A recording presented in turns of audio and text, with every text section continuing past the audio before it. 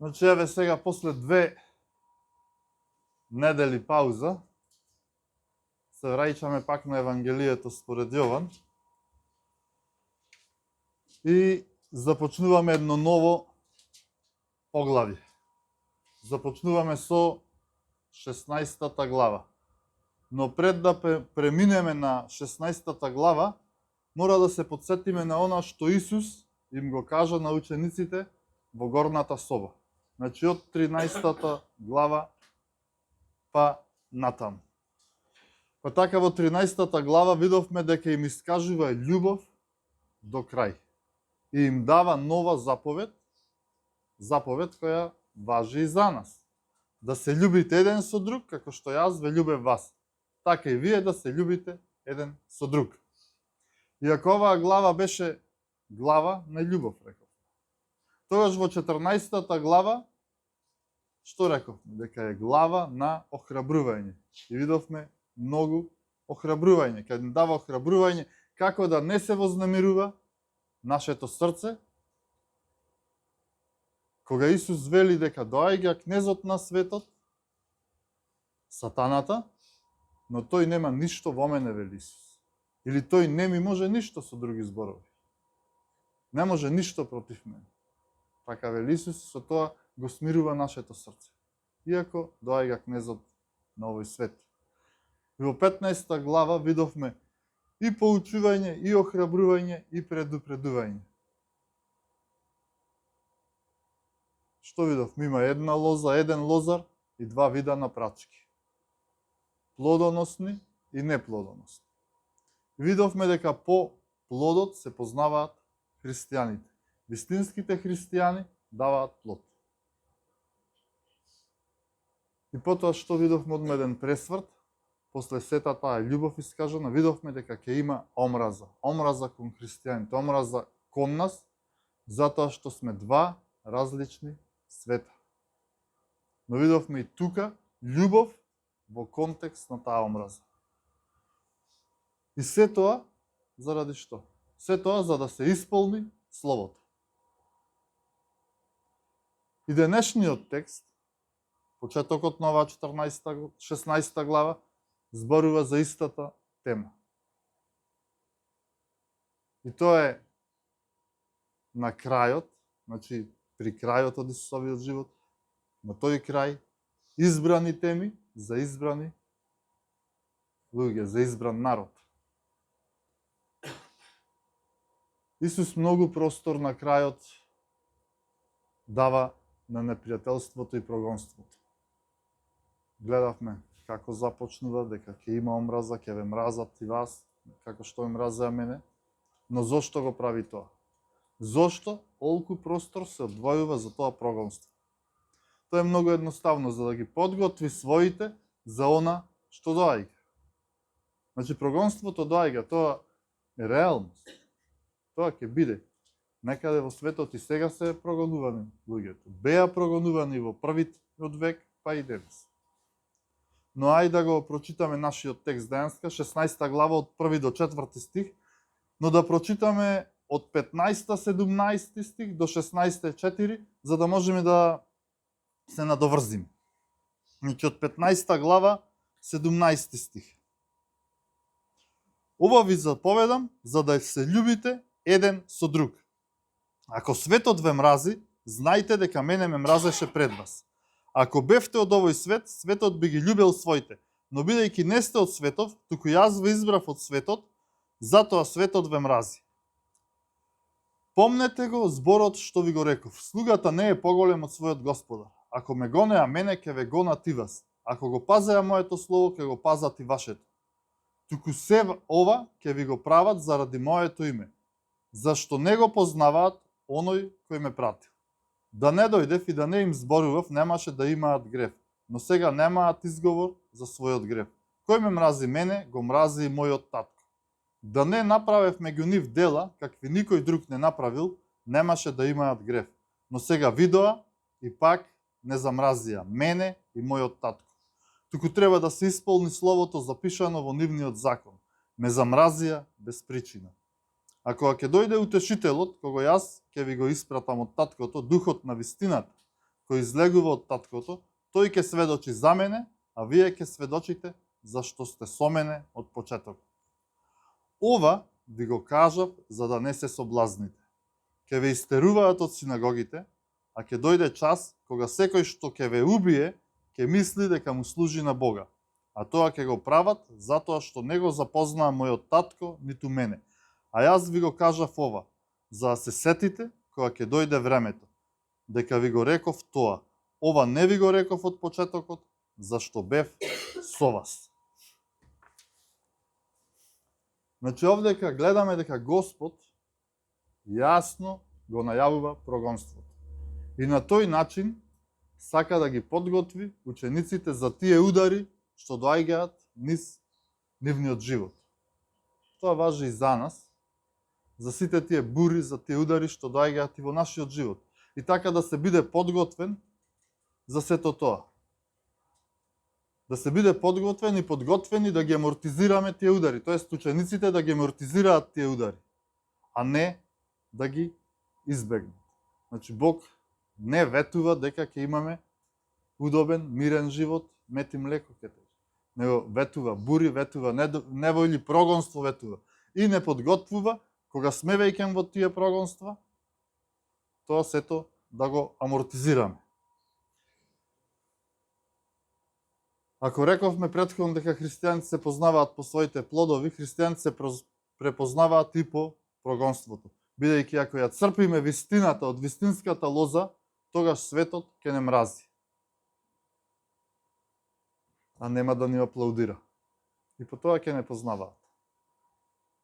Исус јасно го вели ова. И тоа однапред го кажува.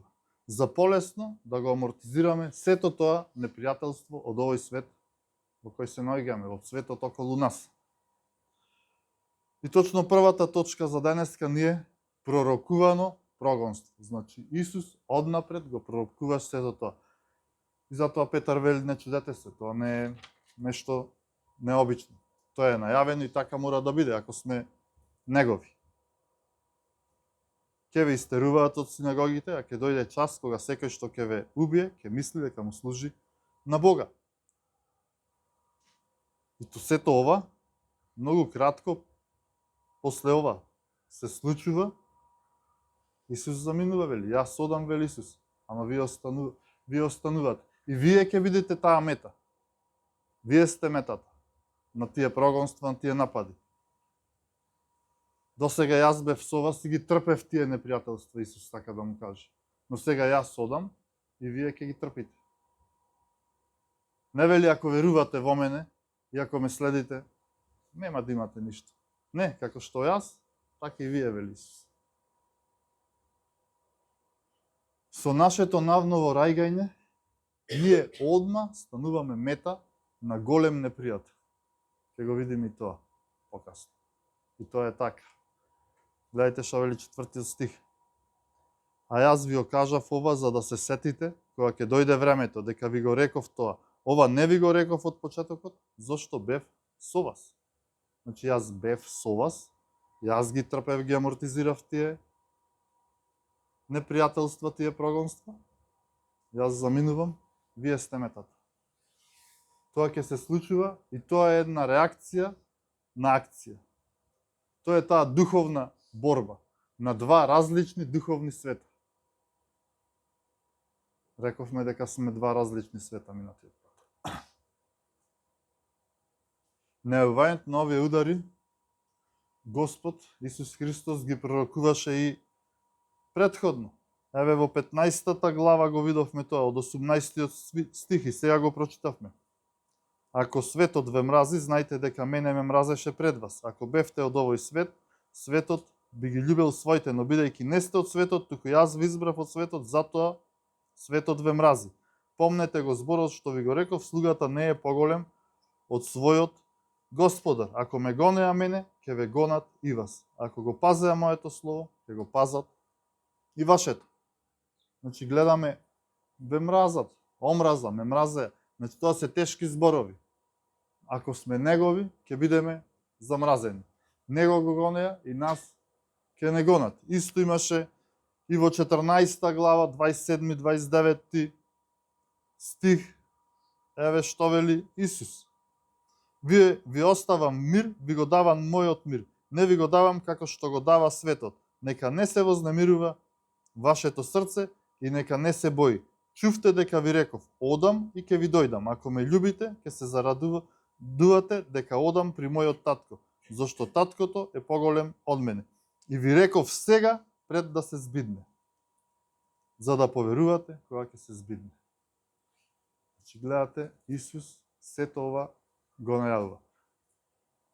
Пророштвото е тоа, го најавува прогонството. Значи ќе има прогонство, ќе има удари.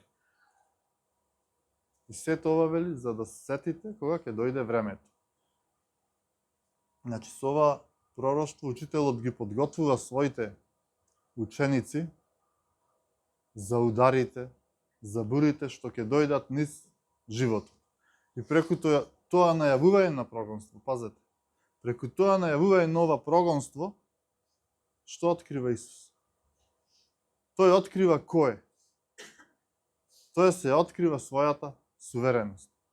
За да не се соблазните, за да не се соблазните. Најавува што ќе се случува низ историјата на црквата и низ нашиот личен живот, но со тоа открива дека е суверен над злото. Јас сум. Бог е суверен. Видете што вели Јован, ова го читавме 13 глава од 16-19 стих. Вистина, вистина велам, слугата не е поголем од својот господар, ниту пратеникот е поголем од оној кој го пратил. Кога го знае това, блажени сте, ако го исполнуват тоа.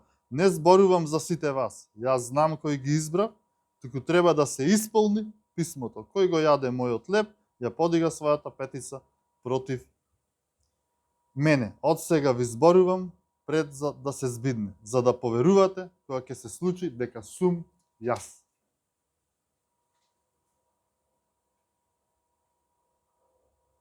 Значи, преку најавените и исполнети пророштва, Исус не охрабрува и не поучува за како да ги амортизираме тие удари. Амортизација на удари. Но поточно зборува за својата сувереност. Јас сум. Ова е многу прекрасно. Зошто? Затоа што Бог гледаме преку ова дека има и целосна контрола над сите тие напади што се случуваат. Над сите напади, над сите замки кои се случуваат, над сите клевети. Бог има контрола. И на крај победува. Зарем не е така? Прекрасно охрабрување.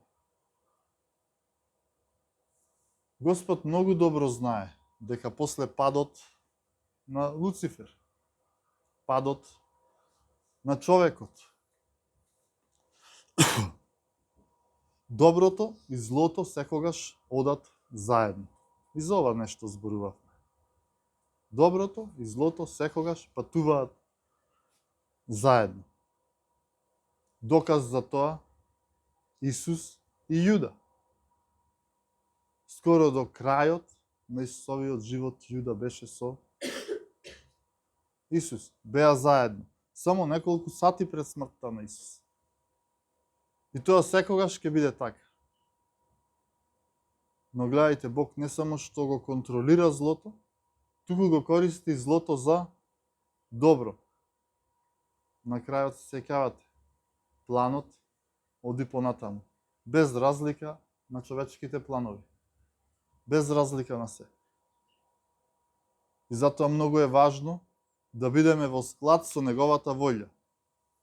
Но и ако не сме во склад со неговата волја, тогаш сепак сме под контрола на неговата волја. Пак сме под волјата негова. Значи, ние не можеме ништо, се е под Божја контрола.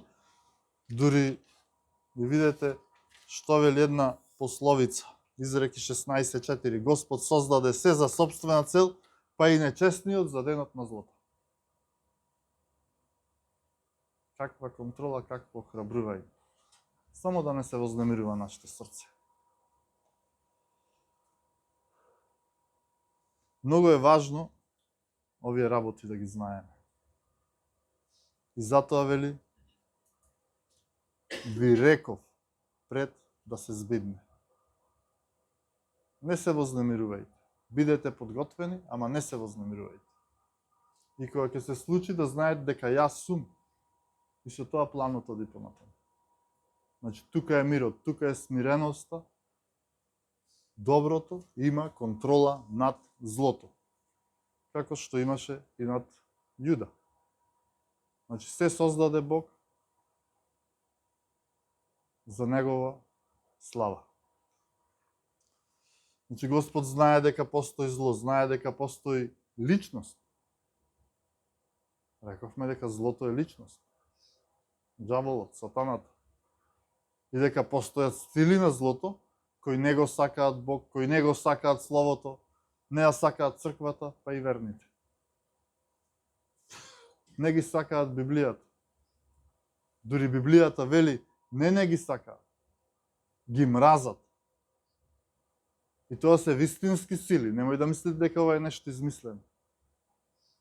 Тоа се тие вистински сили на злото.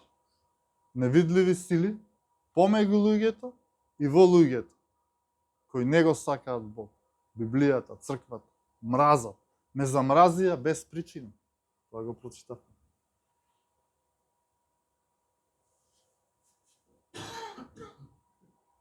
Павле пишува нешто до ефесијаните. Верните во Ефес, малку како да заспали, како да заборавиле дека оваа борба на овие два различни духовни света трае. И Павле, видете што им вели на ефесијаните во 6 глава.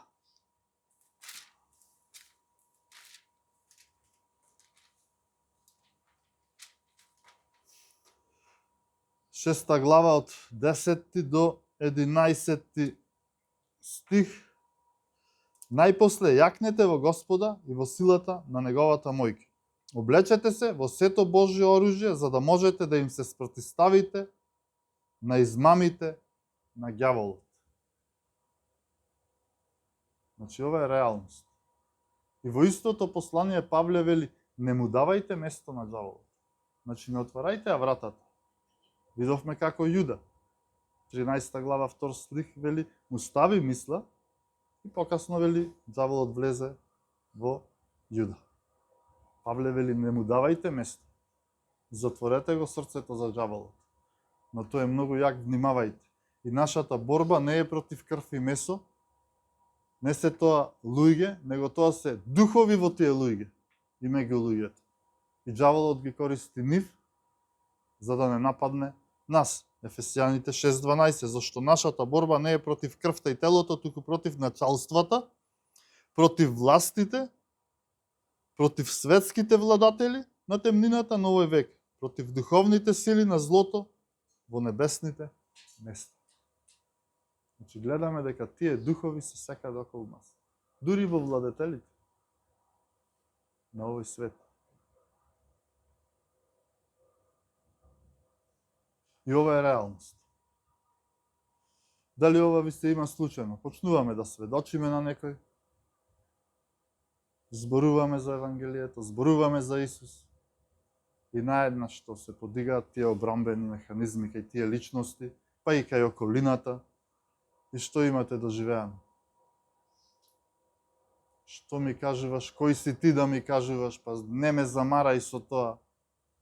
Тоа е тој отпор. Отпор во луѓето, поттикнат од ѓаволот. Тие одбрамбени механизми, одма. И од околината. Кој си ти? Бркај си твоја работа. И нашата втора точка е изворот на прогонствата. До некаде одговоривме за овој извор, извор на злото, односно изворот на омраза, непријателство, прогонство, па и убиства. Значи, тоа е Луцифер, тоа е изворот. Човекот се отвара за злото, тоа постепено навлегува, измамува и тоа е реалност.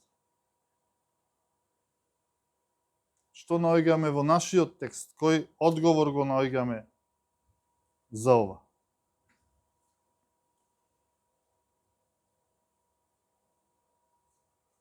за овој извор? Кој е одговорот?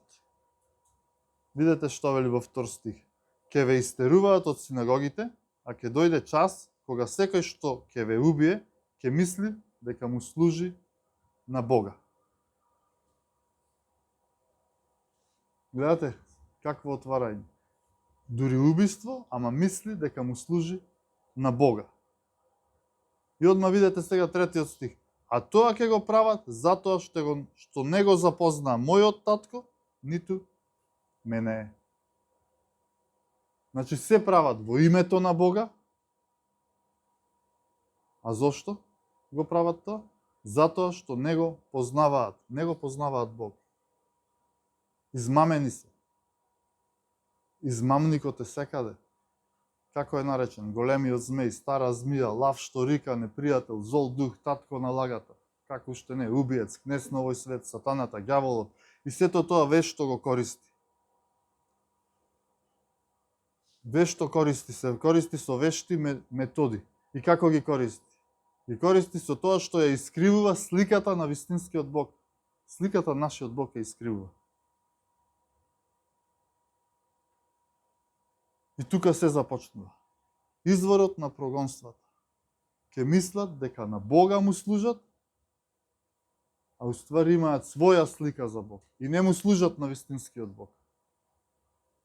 Зошто? Затоа што не го познаваат, поточно и не го познаваат Бог.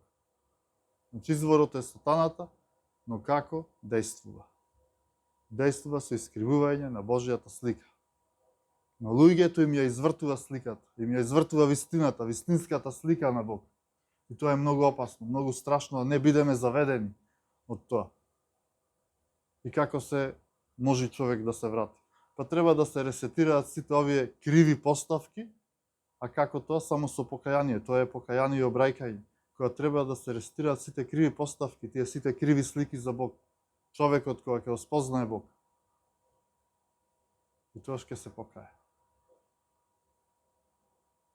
Павле дури пишува дека самиот ѓавол се преправа во ангел на светлината, за да заведе.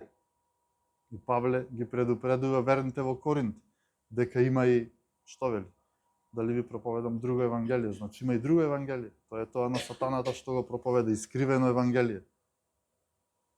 Проповеда поинаков Исус, поинаков Бог.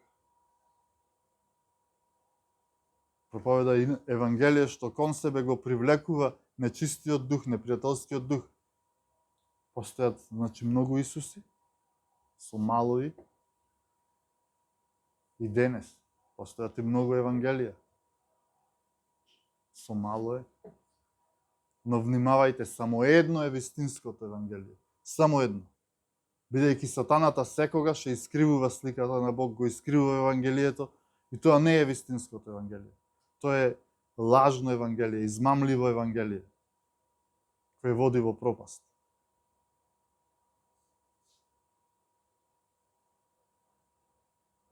И дотаму ја искривува таа слика сатаната, што доведува дури и до граници на убиства и самоубиства. Гледаме што се случува. Луѓето убиваат, така и запишано во нашиот текст, во името на Бога. Овие исламисти, фундаменталисти, со експлозив околу нив во толпа на луѓе се самоубива во името на Бога. И тие имаат искривена слика за Бог. Мислат дека веруваат и му служат на Бог. Тоа е страшно. Тоа се слушува. Тоа е тој лажен дух. Тоа е тој заводник, кнез на овој свет, кој тотално ја искривува сликата на Бог. До таа мерка, каде што доаѓа до убиства на верни луѓе, мислејќи дека служи на Бог. И ова не е само теолошко прашање. Ова е и политичко и економско прашање. Како да се стави крај на сеот овој фундаментализам, на овие фундаменталисти. И ова го има насекаде. Заради падот во грев, човекот се раѓа со криво разбирање на Бог. И под постојано влијание сме на тоа. на тоа искривување, постојано и постојано. Едно од тие искривувања е дека сите вери учат за добро. Дали е тоа вистина? Тешка лага. Сите вери водат до Бога. Сите патишта водат до Бога. Исто лага. Лажно учење. Верувајте дека сите тие вери, сите се од џаволот, освен една, верата во Исус Христос. Верувајте, џаволот е еретик. Колку и да е искрен човек, оној што нема библиско разбирање за Бог и библиско то Евангелие, што учи дека постои само еден Бог и еден посредник меѓу Бог и човекот, Бого-човекот Исус Христос, тој е заведен и што е уште пострашно и тој заведува. Не само што е заведен, заведува. Родителите кои не го познаваат вистинскиот Бог, кои не го познаваат Бог од Евангелието, од Светото писмо, од најмали нозе ги заведуваат своите деца и внуци. Тоа е голема одговорност. Голема одговорност. Заведени од најблиските. Сите овие мислат дека му служат на Бога, ги воспитуваат децата по Божи стандарди. Но поточно Бог не го познаваат. Не го познаваат. И тоа оди до омраза и до убиства покасно, до агресија. Замислете, најблиските. И точно кон заклучокот, кога одиме, прогонството, рековме е пророкувано, изворот е ѓаволот во човекот, со искривена слика за Бог. И сега каде се случува тоа? На кое подрачје? Тоа е нашата трета точка. Каде се случува тоа искривување на Бог, таа искривена слика за Бог? Ако видиме во Матеј, ќе видиме дека тоа започнува во семејството. Ѓаволот е многу интелигентен. Удира во сршта на идентитетот, во најблиските. Нема поблиску. Значи, ајде да видиме Матеј 10 глава. И минатиот пат овој текст го видовме 10 глава од 34 стих до 37. Не мислете дека дојдов да донесам мир на земјата. Не дојдов да донесам мир, но меч. Зашто дојдов да го раздвојам човекот од неговиот татко и черката од нејзината мајка и снаата од нејзината свекрва. И непријатели на човекот ќе бидат неговите домашни. Кој го љуби таткото или мајката повеќе од мене, не е достоен за мене. И кој го љуби синот или ќерката повеќе од мене, не е достоен за мене. Акција, реакција. Тоа е тоа. А ние која слика имаме? Прво домашните, децата ми се, жена, фамилија, семејство, па понатаму да не набројувам, ајде и општествени работа и сето тоа. А Бог после тоа. Не, Словото вели прво Бог, се после. Имаме искривена слика. Затоа од најмали родителите ги учат своите деца на таа искривена слика. Покрај во семејството, прогонството, баш според нашиот текст, овие 4 стиха, се случува каде? Во синагогата. Семејството, синагогата, тоа било се за евреите. Тоа бил нивниот идентитет, нивната припадност. Тука припаѓале. И кога ќе го спознаете Христос и ќе се одлучите да го следите, тука најпрво доаѓа нападот. Верувајте. Ова би го кажувам од мое искуство. Прво доаѓа од семејството, па и од општеството, од синагогата. Еве што вели првите два стиха. Ова ви го кажав за да не се соблазните, ќе ве истеруваат од синагогите, а ќе дојде час кога секој што ќе ве убие ќе мисли дека му служи на Бога. Ќе ве истеруваат од синагогите. Во тоа време, исклучувањето од синагогите значело губење на се. Губење на пријатели, работа, роднини. Се губите. Тоа го видовме кога Исус го исцели слепородениот во 9 глава од Јован и ги повикаа родителите, дали ова вашиот син? И тие од страв што одговорија? Не знаеме, прашајте го него, возрасен. Се плашеа да кажат, зашто јудејците ќе го исклучаат од синагогата секој што ќе признаеше дека Исус е Месија. Во тоа време да се остане без синагога, без роднини, се останувало без работа. Тоа е тешко. Тешко се поднесува тоа. И затоа луѓето се дистанцирали, се плашеле да го признаат Исус. Дури овие родители, кои го знаат нивниот син, знаат дека е слепороден, сега исцелен, велат прашајте го него. Возрасен. И денес го има тоа. И денес ќе има таков страв. Многу луѓе одат во црква, јас би рекол верници со наводници, во наводници, ама кога ќе прашаат каде беше, па бев таму. Или знам, ајде, кога се собиравме по дома, па каде беше, па кај Јаце на гости. Добро.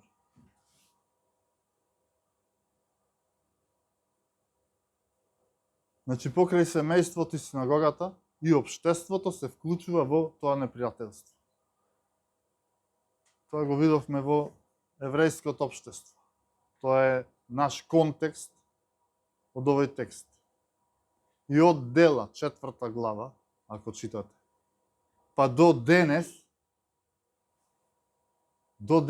евреите го прогонуваат вака или онака, на овој или на оној начин, секој што Исус ќе го признае за Месија. Најпознат пример за ова од Библијата е кој? Савле. Видете сега од ова што ќе прочитам, колку религијата може да биде, да го деформира човекот, колку може да ја искриви сликата за Бог таа религија. Савле, фарисеј, член на Синедрионот, висока позиција, ама агресивен, гневен, би рекол луд до крај, мислејќи дека му служи на Бога. Ова што ќе прочитаме негово лично сведоштво, 26 глава Дела апостолски, 9 до 11 стих. Да видите што Павле самиот за себе го кажува.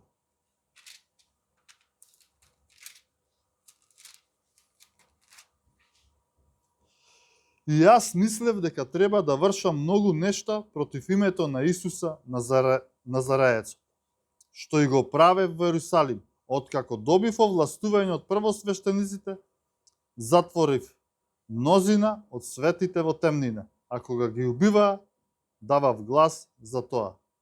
И многу пати ги мачев во сите синагоги и ги принудував да хулат и прекумерно разјарен против нив ги гонев и по туѓите градови. Знаете што докаде води тоа искривување на сликата за Бог. Мислејќи дека му служи на Бог, светите ги гони, ги прогонува, кога ги убиваат, го одобрува тоа. Ама, вели со овластување од првосвештениците, од општеството. Значи, сите против верните. Два различни света. Значи, Павле мислел, има крива слика. Лично ги гонел, но со, како што реков, овластување од општеството. Во тој прогон покасно се приклучуваат и римјаните. И тие имале што? Зошто го правеле тоа? Бидејќи тие имале своји богови, биле многобожечко општество и таква слика имале тие за Бог. За се треба да имаш Бог. И еден врховен Бог.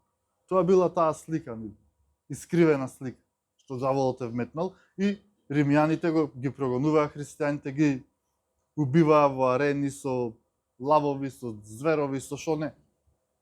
Ги палеа. Значи, римјаните се приклучија кон тоа. Заради таа искривена слика. И денеска се повеќе луѓе имаат своја вистина. И некако не ја прифаќаат вистината. И тоа е заради искривена слика. Тоа е тоа тврдо срце, камен. Значи, реков, римјаните жестоко ги прогонувале, убивале христијаните. И се до кога? До 312 година, до Миланскиот едикт, кога станува нешто повторно, некој искривува на таа слика, рамноправност на верувањата. Ама нема брутални убивања. Од луѓе кои мислеле дека му служат на Бог. Бог не го познаваат, служат на некој друг Бог. Но тие си создале свој Бог. Истото и денеска. Може би не со брутални убиства, но имам извртување на сликата на Бог.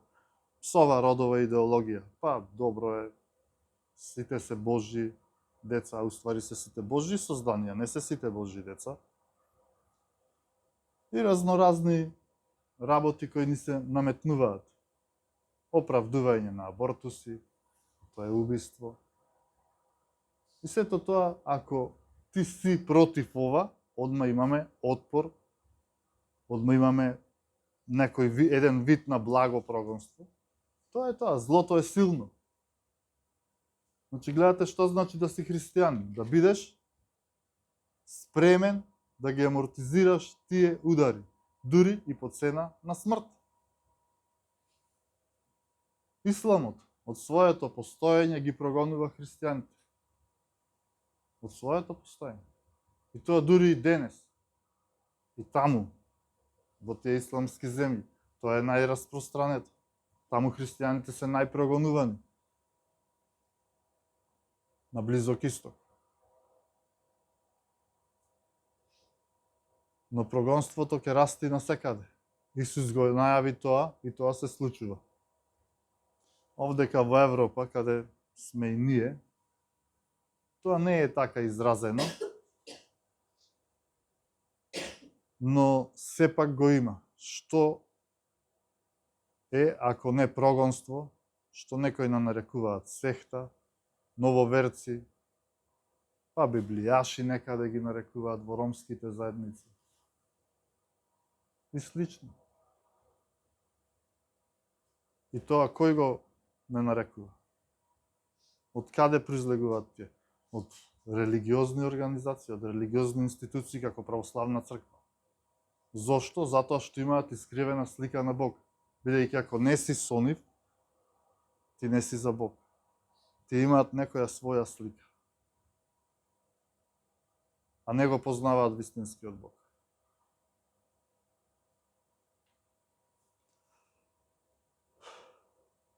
Но и покрај се ние можеме да го победиме злото. Но како? Со вистината, со Евангелието, со љубов. И тоа, она е љубов во контекст на омраза. Љуби го непријателот свој.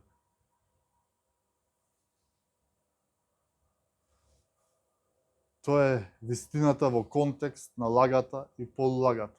Зошто? Затоа што ние ја имаме вистината. Исус е вистината. Исус рече, јас сум патот и вистината и животот.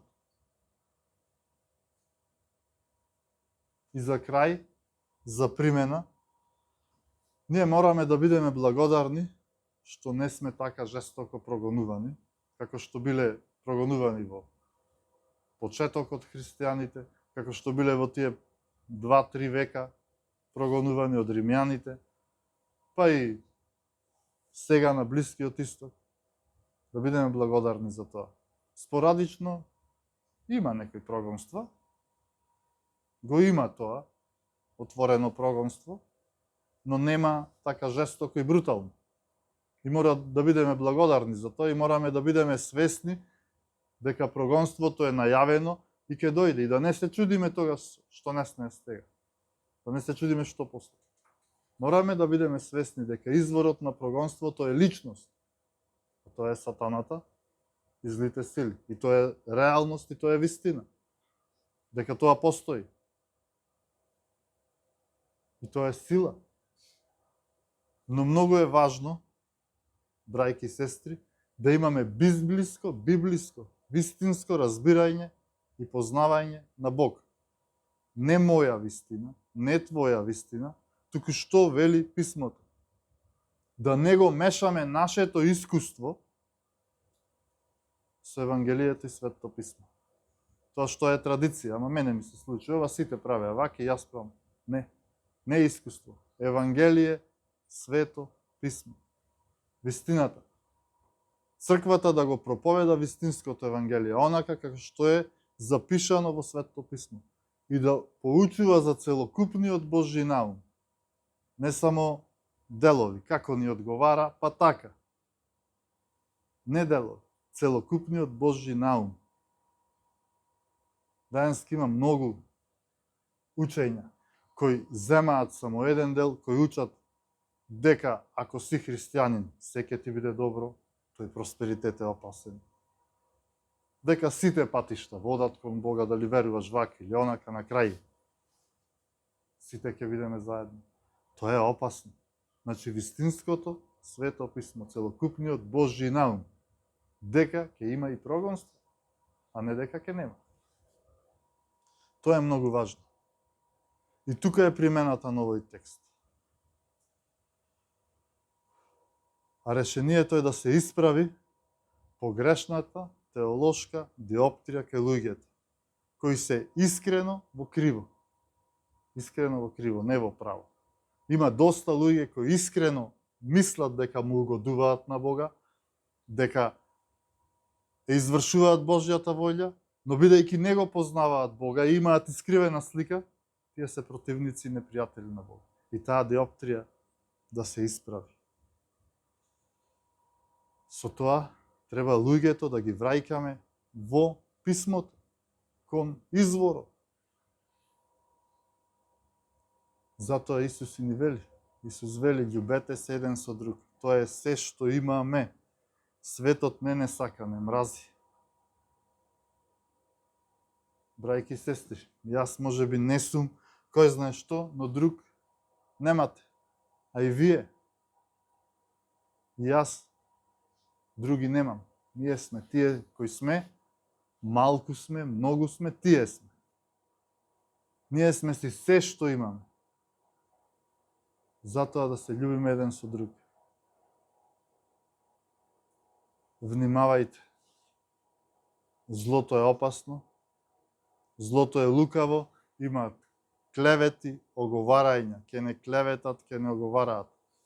Само да ни покажат една искривена слика на Бог, да немаме љубов помеѓу себе.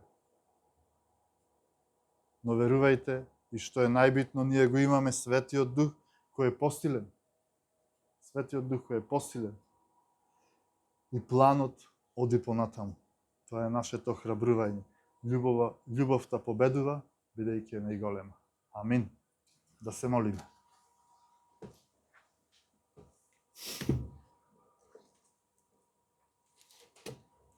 Семојкен Господе, Татко Небесен, Ти благодариме за Твоето Слово, Ти благодариме за тоа што однапред не предупредуваш за се она што доаѓа, но Ти благодариме за тоа што Ти си тој кој ја даваш и Твојата заштита. Ти не заштитуваш и не запазуваш во себе, Господе. Ти благодариме што ни кажуваш дека ќе ги има тие прогонства, не подготвуваш, но и ни даваш упатства како да ги амортизираме тие. Ти благодариме за сета таа вистина која ја даваш. Ти благодариме за љубовта што Ти ја излеа во нас и точно со таа љубов, иако сме омразени, ние да ја искажуваме љубовта кон нашите непријатели, но и кон нашите блиски, а и самите себе, помеѓу себе да се љубиме еден со друг. Ти благодариме за таа заповед, бидејќи таа заповед не држи во едно единство и помеѓу нас и единство со Тебе, Господе. И те молиме, Господе, благослови го секој еден од нас кој е овдека. Дај, Господе, да можеме сето ова што го слушаме од Твоето Слово, се ова што Ти ни го кажуваш, да го практикуваме во нашиот живот. Нашиот живот да биде сведоштво за Тебе. И ако некогаш не сведочиме со зборови, тоа да бидат нашите дела и нашиот живот. Ти благодариме за се добро што правиш во нас. Те молиме, Господи, за оние кои не се денеска со нас. Ти благослови ги каде и да се. Ти утеши ги и охрабри ги, Господе. Те молиме, Господи, во оваа наредна недела што ни предстои, давај ни благослови. Давај ни, Господе, можности и личности нови со кои можеме да разговараме за Тебе, да ја доочиме онаа вистинска слика на Бог, да ги донесеме луѓето при Тебе, при Светото Писмо, при Словото, Господи. Се оставаме во Твои раце, Господи. Ти да не водиш и понатаму во нашиот живот. Истури ги сите Твои благослови врз оваа заедница, Господи. Но и врз сите оние заедници каде денеска се проповеда Твоето вистинско Слово. Ти благослови го својот народ. Во името на Исуса Христа се молам. Амин.